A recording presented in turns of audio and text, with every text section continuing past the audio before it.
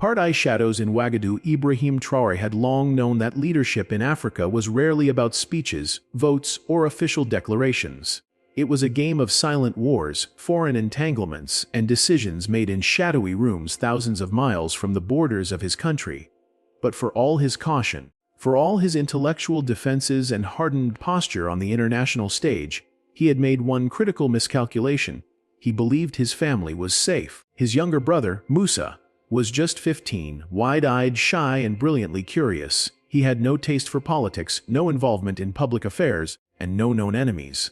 His world revolved around books, friends, and the quiet rhythm of his high school in the heart of Ouagadougou, the capital city of Burkina.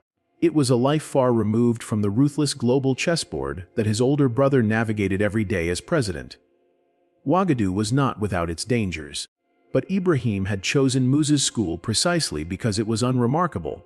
Limikdagang Kin was one of the city's older public boarding schools. Its concrete buildings, faded paint, and perpetually flickering lights symbolized the state of education in many post-colonial nations. Neglected, underfunded, yet resilient. Despite being the brother of a sitting president, Musa shared a dorm room with 5 other students.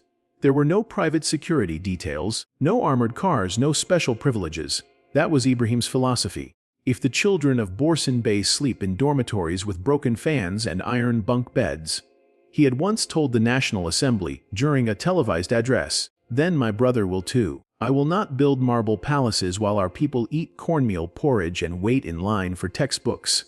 That idealism had made Ibrahim Traoré beloved. It had also made Musa vulnerable. Party A3:17 a.m. The night of the attack was humid. The sky a suffocating black curtain with no moonlight to offer even symbolic comfort. Inside the boys' dormitory, an old ceiling fan struggled against the heat, clicking and groaning like an aging man muttering in his sleep. Musa lay on the top bunk, a worn paperback clutched loosely in his hand. Its pages splayed across his chest. His breathing was slow, peaceful. Below him, his roommate Adu shifted in his sleep, a faded red blanket tangled around his legs. At exactly 3:17 a.m., the dormitory windows exploded inward with a sickening crash of shattering glass and splintered wood. 6 men in dark tactical gear poured in like shadows made flesh. Their movements were precise, rehearsed. They were not there to make a mess. They were there for one thing. Adu jerked upright, blinking in terror as 3 of the masked intruders leveled silenced rifles at him. He raised his hands instinctively, his voice caught somewhere between a scream and a whisper. The other 3 men went straight for Musa. Musa's eyes flew open, confused and disoriented, just as a gloved hand clamped over his mouth. Before he could speak, his wrists were zip-tied and he was lifted out of the bed like a sack of grain. One of the men leaned close, speaking in softly accented English. Musa Traoré, you're coming with us. Adu couldn't move. He couldn't scream. He could only watch as the most powerful man's younger brother was taken from their dormitory in the dead of night by strangers who didn't leave a single footprint. Part third of the call. By the time the sun rose over Ouagadougou, Ibrahim Traoré had already been briefed. His inner circle huddled in the presidential security wing. The room was silent, save for the hum of servers and the occasional scribble of a pen. Military intelligence had no leads. The national police were scrambling. No group had claimed responsibility. At 11:21 a.m. his secure line rang. The voice on the other end was calm and cold, with a sharp Swiss accent. Monsieur, President, the caller began. I trust this morning has been illuminating. Ibrahim said nothing. His fingers clenched into fists behind his back, but his mind was already racing. Who are you? He asked evenly. Someone who understands that your admirable principles come with consequences. Reverse the uranium nationalization decree. Cancel your Chinese infrastructure deals. You have 12 hours. Ibrahim's voice remained steady. I need 24 hours to consider. You have 12. Then I accept your terms. On one condition. A pause. I need proof of life. Silence returned, but only for a beat. We'll be in touch. As the line went dead, Ibrahim turned to his National Cyber Defense Director, Dr. Sarah Kabore. Her team was already tracking signal origin points, analyzing voice samples, and preparing for digital warfare. But Ibrahim wasn't done. He would not negotiate in the shadows. Part IV, the strategy of exposure. 2 hours later, to the shock of his advisors, Ibrahim Traoré walked into the presidential press room. Cameras flashed. Journalists shouted. His chief of staff, nearly breathless, whispered as they walked, "Sir, going public will endanger Musa. They'll kill him." Ibrahim adjusted the microphone. "If I give in to blackmail today," he began, "then every child in Burkasa becomes a target tomorrow. My brother is not a bargaining chip. He is my blood, and I will bring him home, not through submission, but through strength." "Oh, no," Ibrahim Traoré said, not to his advisor but to the silence in the room, to the fears hovering in the expressions of everyone around him. His voice cut through the uncertainty with the precision of a scalpel. Then came the faintest twitch at the corner of his mouth, a smile, cold and calculated. It was not the smile of a broken leader, but of a man who had just seen the final piece fall into place. That smile would come to haunt the men who thought they could tame him. He straightened his posture and walked deliberately toward the podium at the front of the presidential press room, ignoring the urgent whispers trying to tug him back. "Going public will save him," he said quietly but with steel in his voice. "Watch." The cameras blinked red as they powered on. Within seconds, the room was flooded with live feeds beamed out across the continent and beyond. Every media outlet tuned in. Every rival, every intelligence agency, every armchair analyst stopped to listen. Ibrahim didn't just speak to the people of Burkasa. He spoke to the world. "My fellow citizens," he began, and there was a hush that followed.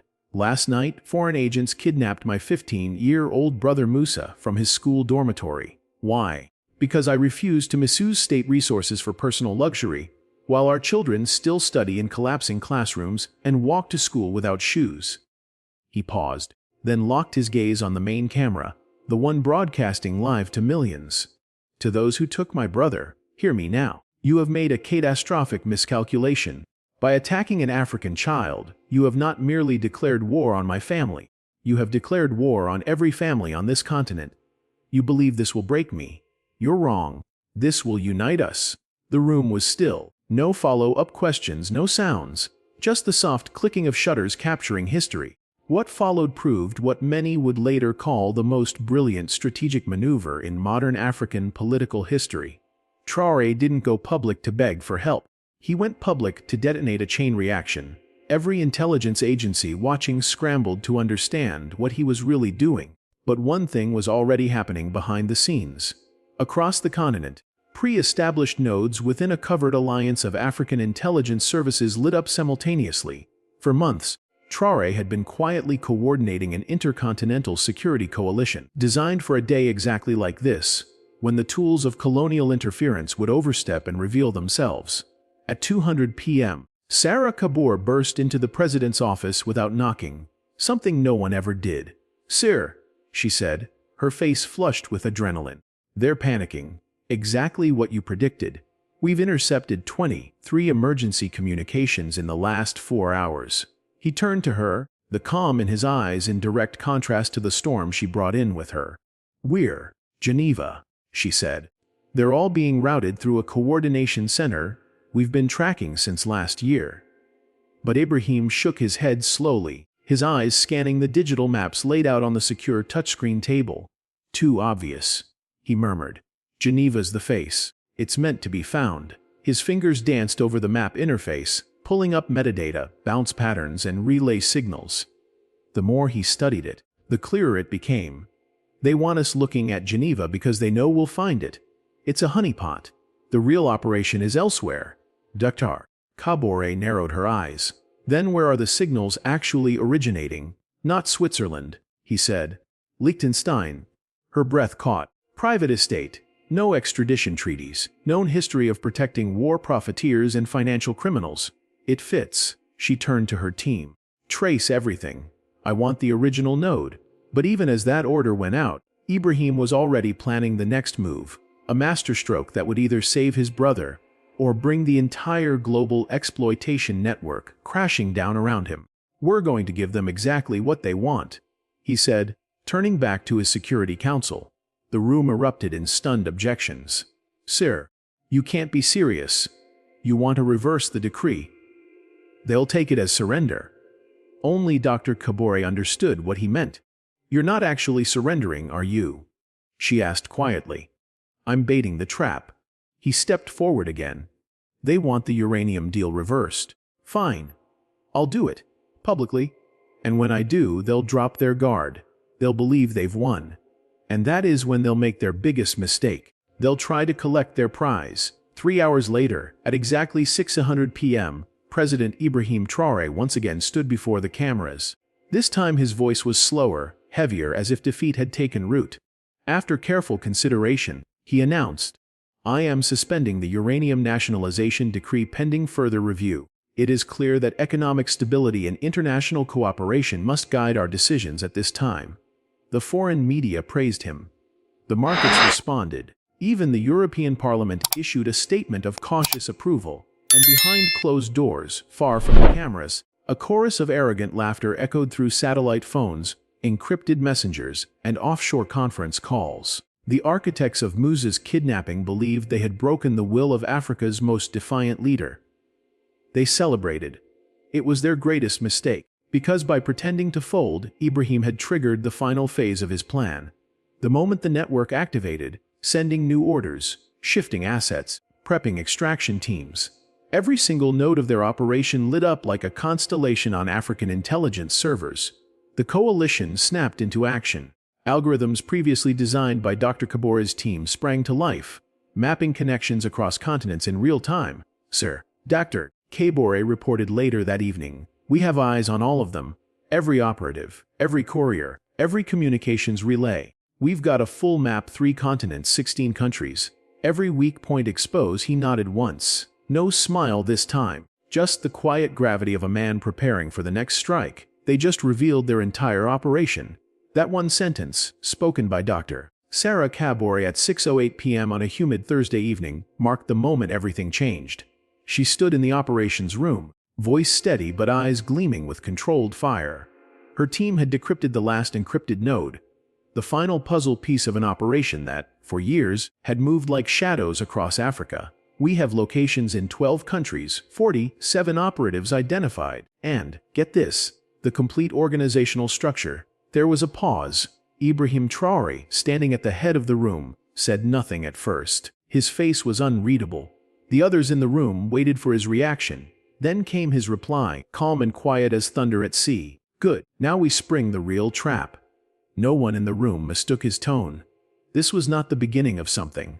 This was the culmination. What followed was the most sophisticated counterintelligence operation in African history. Months of coordinated preparation, secret alliances, and clandestine training had brought them to this point. Traoré's surrender had been entirely false. The announcement suspending the uranium decree had no legal weight. It was a decoy, a digital illusion sent to an international press hungry for signs of African compliance. Behind the scenes, the real document remained locked in the presidential vault, untouched and unchanged. But the fake surrender had done its job. It had invited arrogance. The kidnappers celebrated too early. Their careless communication following the victory exposed something more sinister than even Traoré had predicted. Hidden within their network files, uncovered by cyber forensics led by Dr. Kabore, was a chilling revelation: Project Family Pressure. It was not just a kidnapping scheme. It was a continental operation. 347 family members of African political, military, and economic leaders across 23 countries had been secretly monitored, manipulated, or abducted. The plan was simple and ruthless: apply pressure to the leaders by endangering the people they cared about most. At exactly midnight, under Operation Dawnshield, coordinated African security forces in 12 countries struck simultaneously. The raids, planned with surgical precision, targeted 23 high-value facilities connected to the intelligence uncovered through the operation. In Switzerland, authorities were presented with irrefutable evidence of a sprawling illegal operation based out of a secluded estate in Liechtenstein, a country known for its secrecy and lack of extradition treaties. Publicly embarrassed and unable to claim ignorance, Swiss officials had no choice but to cooperate. That was how they found Musa. The estate outside Vaduz was heavily guarded and hidden within a forested compound, but it was no match for the joint task force that breached its perimeter at 3004 a.m. Musa wasn't alone. Inside the estate, they found 41 other African children. Many were sons and daughters of leaders who had no idea their families had been targeted. Some of the children had been missing for months, others for years. Their parents fed lies or left in despair. The rescue was a miracle. The moment they stepped off the Swiss Air flight at Ouagadougou Airport, flanked by soldiers and journalists, the scene on the tarmac became history. A sea of African families stood waiting, flags waving, cameras rolling, mothers crying into the shoulders of strangers. For many, it was their first moment of relief in what had felt like a lifetime of silent terror. The sun was just rising as Musa and Ibrahim embraced. No words were spoken for the first few seconds, just the raw, honest stillness of family reuniting after the brink. Then Musa whispered something. His voice was hoarse from days in captivity, but nearby microphones caught the words. They kept saying you'd abandon your principles for me. I told them they didn't understand you. You never abandon anything. You just make it stronger. The line traveled faster than the morning news cycle. Within an hour, it had become a rallying cry. Within a day, it was etched into banners in 5 languages. But it was Ibrahim's response that would define his legacy. Standing beside his brother, he turned toward the cameras with tears glistening in his eyes. They were right about one thing, he said. I would do anything for family. But what they didn't understand is that all African children are my family. The crowd erupted. All of Africa erupted. That day marked not just a reunion, but a revolution. The story of one kidnapped boy became the catalyst for a transformation across the continent. 6 months later, the revolution was complete. The facilities once used to operate Project Family Pressure were seized and repurposed. From their ashes rose the African Family Protection Network, an intergovernmental defense coalition with a singular mission: no African leader, citizen, or child would ever again be vulnerable to such targeted manipulation. The very estate in Liechtenstein that had once imprisoned Musa and 41 others now stood as the continent's premier training ground for cyber intelligence officers. Students came from across Africa, not just to learn, but to defend. To never again allow foreign hands to pull strings hidden in shadows. The Geneva Coordination Center, once a hub of the enemy's surveillance empire, was transformed into an early warning headquarters staffed by security professionals from 31 African nations. They monitored potential threats with advanced AI-assisted tracking, now more efficient than anything the kidnappers had ever possessed. The irony was not just poetic, it was intentional. But Traoré's strategic brilliance extended far beyond Africa, reaching across oceans in ways that few could have predicted. The intelligence they had gleaned from the fake uranium decree reversal didn't just expose the kidnappers' infrastructure in Liechtenstein. It revealed a pattern: similar operations that had been quietly preying on family members of leaders in Latin America and Asia. Hidden safe houses, encrypted communications, confidential hit lists, timing schedules for abductions. Traoré's analysts compiled it all. Within weeks, the Ouagadougou Protocols, a set of intergovernmental guidelines and defense procedures, were being adopted by leaders in 67 countries across 4 continents. In South America, Brazilian President Silva acknowledged that the information had prevented the kidnapping of his daughter from the University of São Paulo. In Manila, President Santos revealed that African warnings had foiled a plot targeting his elderly parents in their own home. Even in Southeast Asia, ministers whose spouses and children had vanished in silence found refuge under the umbrella of the burgeoning Global Alliance. The culmination came at the inauguration of the Global Family Protection Network, a sprawling stately building in the heart of what had once been the main control center of Project Family Pressure, hosted diplomats and heads of state from 5 continents. Traoré, leaning into the microphone, regarded the crowd with a quiet intensity. He spoke of checkers and chess, of predators who believed they'd captured a pawn, but had actually triggered a grand board in motion. He gestured at the panels behind him, repurposed screens now mapped with sensors, cameras, data nodes, the architecture of their defeat. He had built it with their own hands: every wire, every device, every covert relay they had assembled to abduct and intimidate had been exposed, captured, full of metadata. In the final broadcast, Traoré said, "They built their own downfall." Applause lasted for 7 minutes. He went on to remind everyone that the network signified more than just security. It heralded a new paradigm, an unsolicited declaration that any assault on a child anywhere would now ignite a global defensive chain. Months later, life in Ouagadougou had changed. Musa Traoré, now 16, enrolled at the University of Ouagadougou, studying advanced mathematics and strategic systems.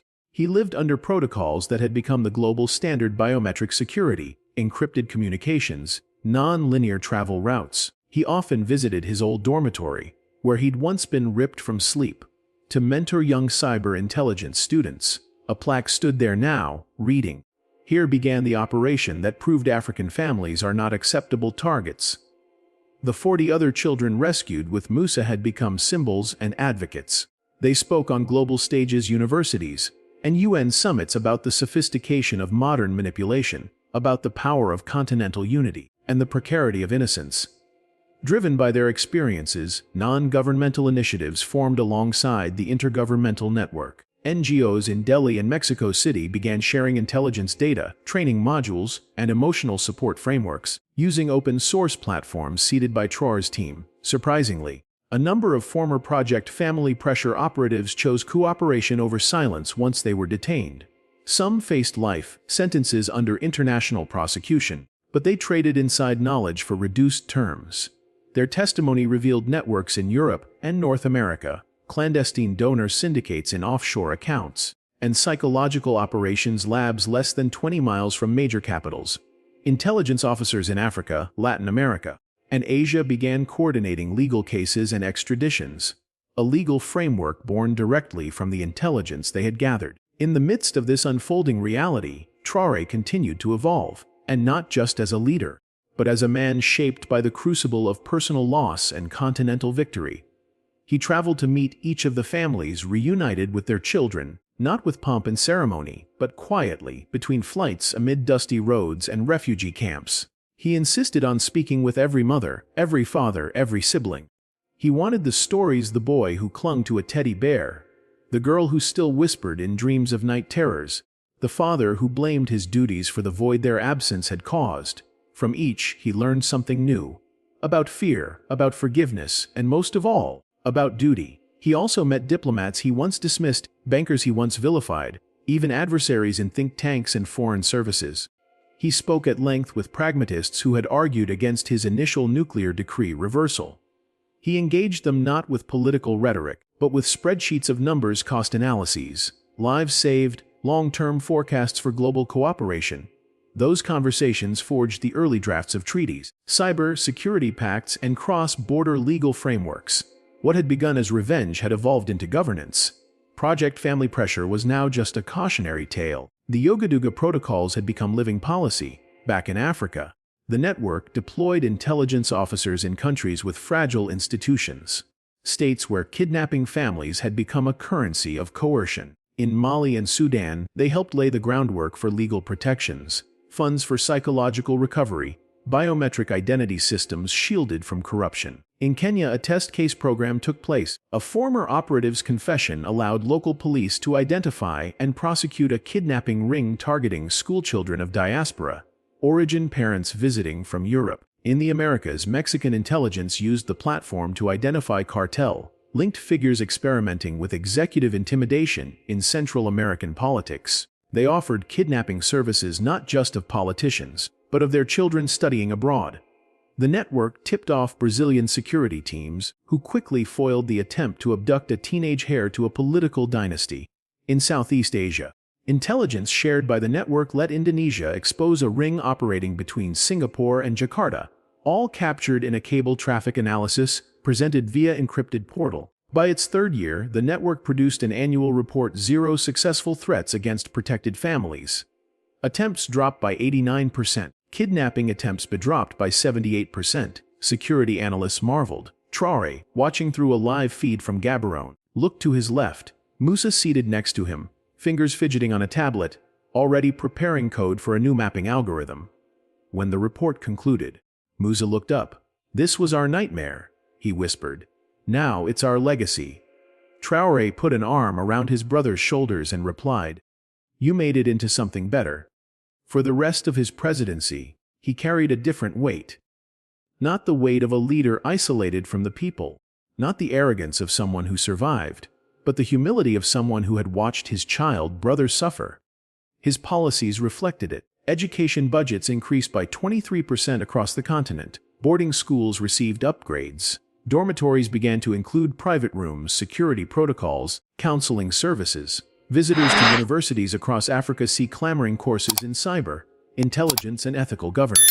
Many quietly mention how they never existed before 2025 internationally. The Ouagadougou Protocols became part of the UN Declaration on the Protection of the Families of Public Figures, ratified by 104 member states. Countries like India, Canada, South Africa, and Brazil introduced legislation restricting the politicization of familial relations, refining extradition laws, and enforcing transparency in intelligence operations. It wasn't just legal. Traoré's model inspired social change. Civil society groups started Families as Shields programs, volunteer networks to support families at risk. Universities began psychological support programs for children whose public figure relatives might be exposed.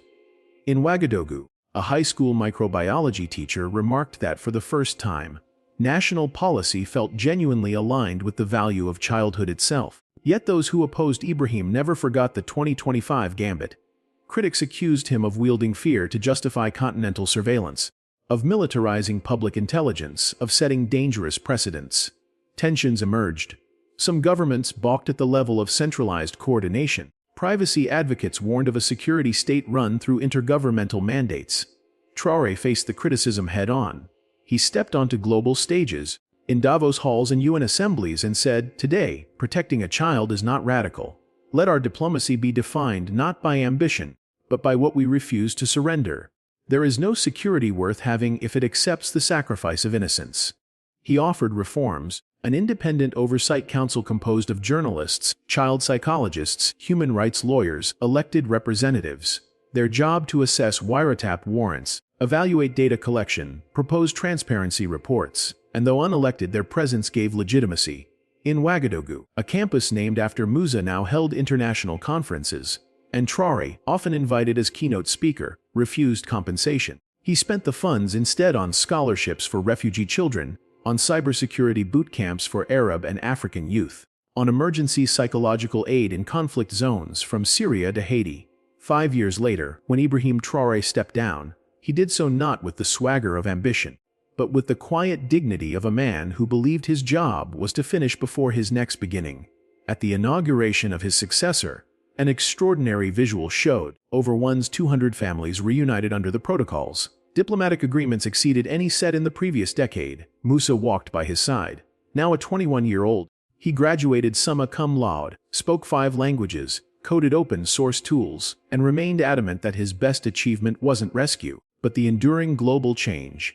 His final public remark before Traoré's presidency ended. "One brother's nightmare became a promise. We walk through the dark so that no others will. This world is better when we build fences together, not of walls, but of knowing that every child belongs to us all." The network continues to grow. In every continent, academies train young analysts, intelligence chiefs meet annually to refine protocols, non-profit coalitions challenge any slippage in privacy oversight, and the phrase, simple but powerful, echoes through annual meetings: African children belong to us all.